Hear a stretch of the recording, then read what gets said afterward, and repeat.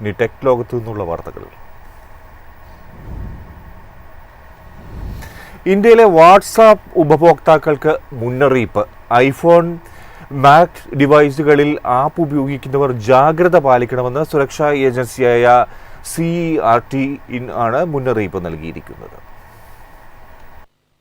ജനപ്രിയ instant messaging പ്ലാറ്റ്ഫോമായ വാട്സാപ്പിൽ cyber സുരക്ഷാ ഏജൻസികൾ ഒരു പുതിയ വീഴ്ച കണ്ടെത്തി. ഇന്ത്യൻ സൈബർ സുരക്ഷാ ഏജൻസിയായ CERT വാട്സാപ്പിന്റെ ചില iOS അല്ലെങ്കിൽ മാക് പതിപ്പുകൾ ഉപയോഗിക്കുന്ന ഉപഭോക്താക്കൾക്കാണ് സുരക്ഷാ മുന്നറിയിപ്പ് നൽകിയിരിക്കുന്നത്. ഹാക്കർമാർക്ക് നിങ്ങളുടെ സ്വകാര്യ ഡാറ്റ ആക്സസ് ചെയ്യാൻ കഴിയുന്ന വിധത്തിലുള്ള ഒരു ഗുരുതരമായ പിഴവാണ് CERT കണ്ടെത്തിയിരിക്കുന്നത്. വാട്സാപ്പ് ഡിവൈസ് സിൻക്രോണൈസേഷനിലെ പിഴവുകളിൽ നിന്നാണ് ഈ പ്രശ്നം വരുന്നത്. മറ്റൊരു ആപ്പിൾ സുരക്ഷാ ബഗുമായി ചേരുമ്പോൾ ഇത് പ്രത്യേകിച്ച് അപകടകരമാണെന്ന് സുരക്ഷാ വിദഗ്ധർ പറയുന്നു. ലോകമെമ്പാടുമുള്ള തിരഞ്ഞെടുത്ത ഉപയോക്താക്കളെ ഹാക്കർമാർ ലക്ഷ്യം വെച്ചതായാണ് റിപ്പോർട്ടുകൾ. സുരക്ഷാ പഴുതുകൾ സെൻസിറ്റീവ് ഉപയോക്തൃ വിവരങ്ങൾ കവരാൻ ഹാക്കർമാരെ അനുവദിക്കുന്നു. അതേസമയം ഈ സുരക്ഷാ പ്രശ്നം വാട്സാപ്പ് അംഗീകരിച്ചു. ഐഫോണുകൾക്കും മാക് ഉപകരണങ്ങൾക്കുമുള്ള മെസഞ്ചർ ആപ്പിൽ ഒരു പുതിയ അപ്ഡേറ്റ് ഇതിന് പിന്നാലെ പുറത്തിറക്കി. ആപ്പിൾ ഡിവൈസ് ഉടമകൾ വാട്സാപ്പിന്റെ ഏറ്റവും പുതിയ പതിപ്പിലേക്ക് അപ്ഗ്രേഡ് ചെയ്യാൻ മെറ്റ നിർദ്ദേശിക്കുന്നു. News desk MyFin TV.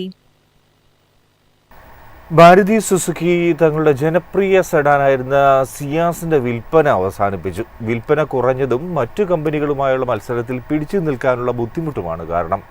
ഡീലർഷിപ്പുകളിലെ stock വിറ്റുതീർന്നതോടെ car വിപണിയിൽ നിന്ന് പിൻവലിച്ചു. 2025 ഏപ്രിൽ മാസത്തിലാണ് മാരുതി സുസുക്കിയുടെ ജനപ്രിയ സൈഡനായിരുന്ന സിയാസിന്റെ വിൽപ്പന അവസാനിപ്പിക്കുന്നതായി പ്രഖ്യാപിച്ചത്. എന്നാൽ കമ്പനിയുടെ ചില ഡീലർഷിപ്പുകളിൽ സിയാസിന്റെ വലിയ സ്റ്റോക്ക് പിന്നെയും ബാക്കിയുണ്ടായിരുന്നു. ഈ സ്റ്റോക്കും ഇപ്പോൾ വിറ്റുതീർന്നിരിക്കുന്നു എന്നാണ് റിപ്പോർട്ടുകൾ. മാരുതി സുസുക്കി കഴിഞ്ഞ ദിവസം ഓഗസ്റ്റിലെ വിൽപ്പന റിപ്പോർട്ട് പുറത്തുവിട്ടിരുന്നു. ഈ റിപ്പോർട്ടിൽ കമ്പനി സിയാസിനെ കുറിച്ച് പരാമർശിച്ചിട്ടില്ല.